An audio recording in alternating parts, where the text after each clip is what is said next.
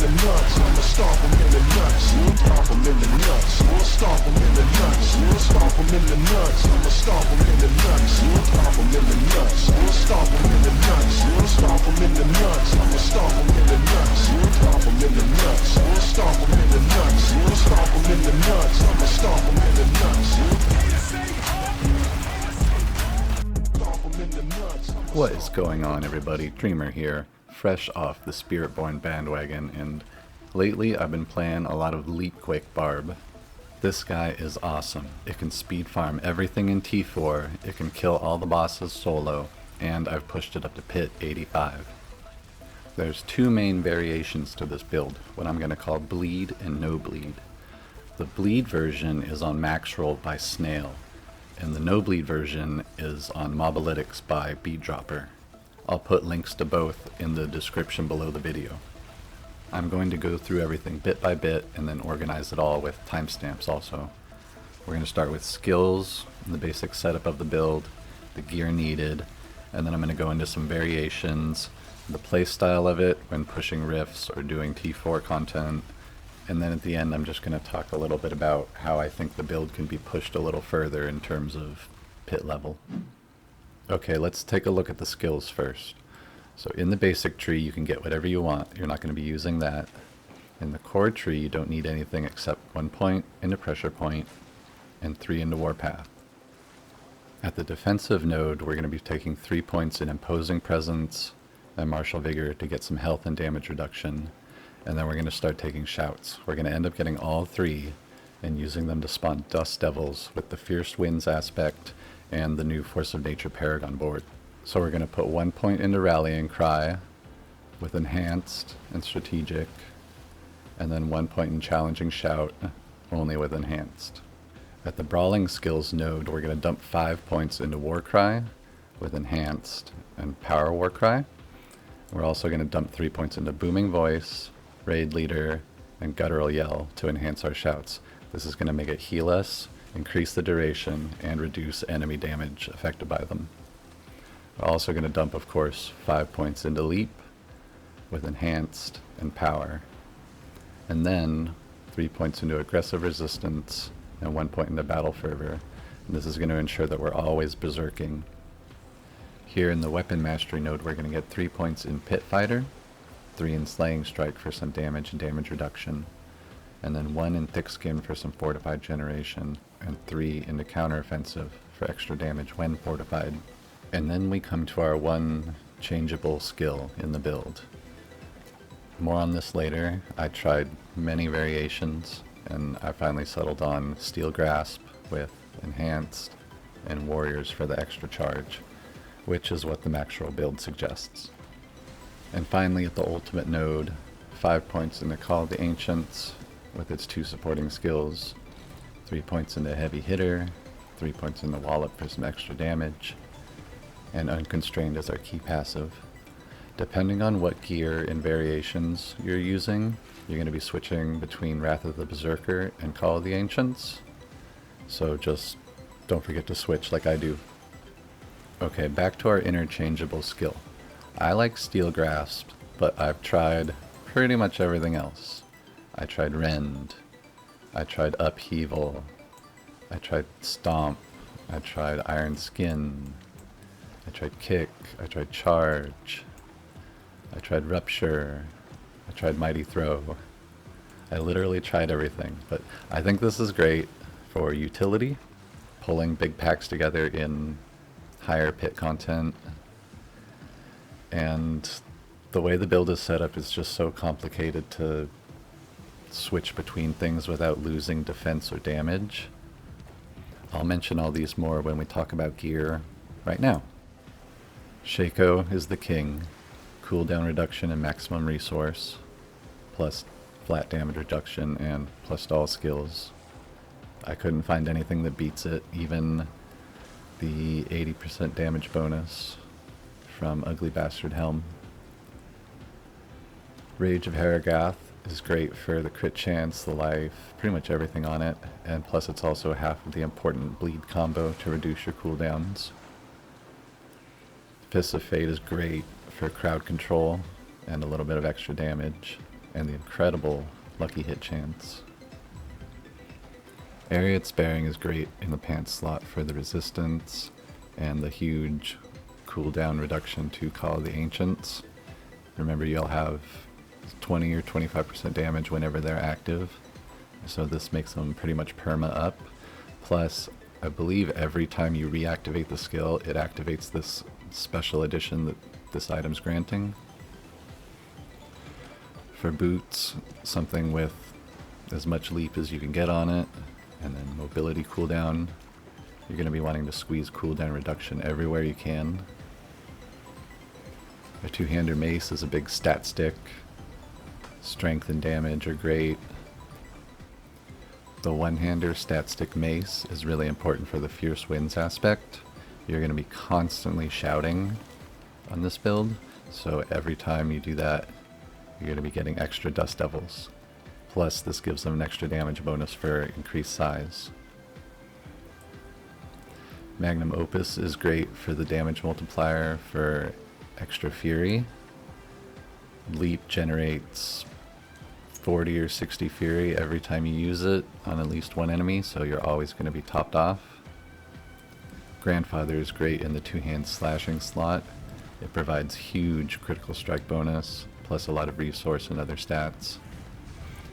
If you can't find a Grandfather, I would suggest Ancient's Oath. This combined with Steel Grasp will give you a good damage multiplier on everything that you're pulling together into large groups. Ring of the Ravenous gives us vulnerable damage, important plus to brawling skills, and then it also is the other half of the combo with Rage of Harrogath to reduce our cooldowns by inflicting bleed on enemies. A good ring for giant strides. I like to make sure this has lucky hit chance to make enemies vulnerable. That combined with a well-rolled Fists of Fate will guarantee it's always on the mobs you're fighting. And finally, a good amulet for Bolkathos. I could remove the movement speed here for a little more offense or defense, but honestly, that much I just couldn't pass up the utility. It's really useful to be able to reposition when you need to. Plus, you can get resource on it. You can get up to 3 types of cooldown reduction. If you wanted to sacrifice perhaps the movement speed, you could get general cooldown reduction in place of that. I actually had one and destroyed it. Oops. The max roll bleed build recommends using the Invoke Necromancer Decrepify when you use a skill with a cooldown, paired with casting Earthquake when you invoke a skill from another class. But I really like using Vortex when you crowd control enemies. This procs off of Steel Chains, it procs off of stomping enemies. Pretty much everything you do because of Fists of Fate applies random crowd control. So this is always going to be going off and keeping enemies grouped up for you while you're stomping around, which is really handy because the stomp, when you land with leap, tends to spread them out after a couple hits. I also like to just use, when you cast skill with a cooldown, Invoke Earthquake. It seems to really increase the number of earthquakes you're putting all over the place and making small death puddles that you can pull enemies into. I'm not going to go into the Paragon boards too much. This will give me an excuse to send you guys to Max Roll or Mobalytics. You can copy theirs. But the glyphs you're going to want to start leveling for this build are Rumble, Twister, Challenger, Territorial, Ambidextrous, maybe Blood Feeder, maybe Executioner. The boards you're going to want to use are Warbringer, Decimator, Force of Nature, and Blood Rage. Also remember when you're building your gear and your stats that Blood Rage increases damage from damage while berserking bonus. And also, Force of Nature increases your earthquake damage by damage versus close enemies. Also remember that the Dust Devil damage is increased by increasing Dust Devil size from the Fierce Winds aspect. Let me also talk really quick about all the items I didn't choose. Tyraels, great damage reduction, but unfortunately when I was pushing pits I found that I was running low on damage, not damage reduction, so it didn't make the cut. Shroud provides pretty good damage and a lot of extra life, but having the bleed combo just seems like a better choice. Yen's is nice for automating your casts and getting some extra stuff, but I like the extra leap skills more. Plus, Dust Devil size increases your damage, and you can get more cooldown reduction and another damage multiplier with a pair of stat boots. Same thing with Rackanoths. It has cooldown reduction and great resist and non-physical damage, but it doesn't provide enough cooldown like Leap, plus the Dust Devil size again. Hellhammer is good if you want to go a no bleed option, but it takes the place of important aspect slot, namely the Earthquake one, so that doesn't make the cut usually. Ring of Red Fuhrer was just a test for extra resources on another ring slot when I was running no bleed, but it didn't have enough compared to an extra aspect slot. Tybalt is a good choice if you're going the no bleed Wrath of the Berserker route. It provides some good damage reduction and resource, both of which are important for the build, plus a small damage multiplier. When I was running that version, this is what I used. Ancient's Oath is probably my second favorite item in this build. I love this for the Steel Grasp multiplier, plus the extra chains from it. I was using this until I got Grandfather. I think it's a great choice. Fields of Crimson, I just farmed real quick right before I made this video, as I wanted to test the bleed pool multiplier, but I don't feel like it did anything. One interesting note is this does work with the Rage of Harrogath cooldown bleed proc thing. So if you wanted to perhaps give up your ring slot and put this in the place of whatever slashing weapon you're using, you could do that. Ugly Bastard Helm is a great second choice for a helm if you don't have Shaco. The 77% increased fire damage there really pulls its weight. I used it for that stat alone when I was running bleed, and plus if you're running Wrath of the Berserker, it has a ton of other great stats for you. And finally, this was just a second ring I had when I was running no bleed again. Vulnerable damage, cooldown reduction, another damage multiplier for an aspect. Unfortunately, I think the bleed cooldown combo is the best, because that lets you endlessly spam your shouts as long as you're hitting 2 or 3 enemies. So this brings me to one of the main limiting factors of the build. Fans of Full Metal Alchemist might recognize it. I'm calling it the law of equivalent exchange. Basically it means something cannot be created from nothing, and in order to gain something, you have to give something in exchange. And with this build, I'm finding a lot of the gear choices and aspect slots are pigeonholed into certain places. I always end up running into trouble trying to add offense or defense because I can never gain one without having to rearrange things and lose something else. The main problem here comes from aspect of Bolcathos, aspect of Giant Strides, and aspect of Earthquakes. So the main problem is aspect of Bolcathos can only go on a head, chest, pants, or amulet slot. And then Ring of Giant Strides here can only go on a ring or an amulet slot. So as you can see, all those other slots are taken by important uniques. Plus, the two-hander slot is taken by Earthquakes because you want the big standing and Earthquake damage modifier.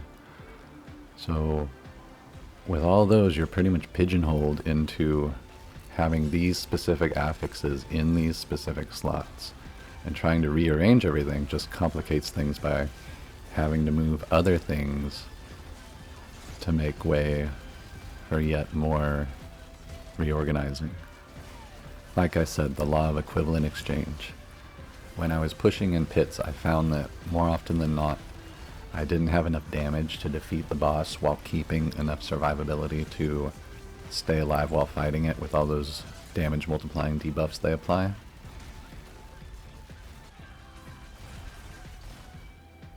In terms of the gameplay loop, in T4 farming, you're just going to be jumping from pack to pack, spamming your shouts and Call of the Ancients or Wrath of the Berserker, maybe giving them an extra stomp or two if there's a lot of elites there, and then moving on. The leaps and shouts will spawn earthquakes and dust devils, and the earthquakes will also spawn extra dust devils. For big bosses, all you do is bounce on their head like Mario and use your cooldowns when available. This build does so much stagger damage that you shouldn't have any trouble at all.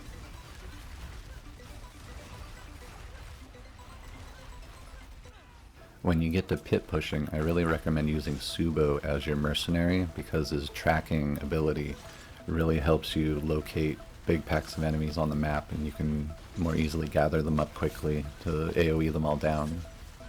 You're going to want to leap around and use Steel Grasp to grab and drag multiple packs together and start stomping on them. That'll proc Vortex, causing any stragglers to be pulled in as well. I recommend just burning down the majority of the mobs and moving on, especially when you find packs with Suppressor or extra health. Those tend to take a long time to kill and don't seem worth it unless they're part of another large group or you can drag them along to the next pack with you. For pit bosses, you're going to want to play the same. Stomp on their heads, shout, use your ultimate when it's available, and then when they get to half to a third health, you're going to want to start watching your damage multiplier debuffs. Once you get to around 3 stacks of that, you may need to start dodging some of their attacks to survive. High level pit bosses are a real slog. They'll probably take up about a third of the time you're in the dungeon total. Overall, I really enjoyed working on this build. I'm kind of disappointed that my pit progression ended so abruptly. I just sort of hit a wall of not being able to find any extra damage, coupled with enough defense to survive. But he's fast and efficient in T4, and I really enjoy just bouncing around farming with him. So with all that said, thank you for coming to my TED Talk. Come back in a while and check out my next project. It's going to be a Boulder NATO Druid. So I hope you guys have fun with the build, and enjoy.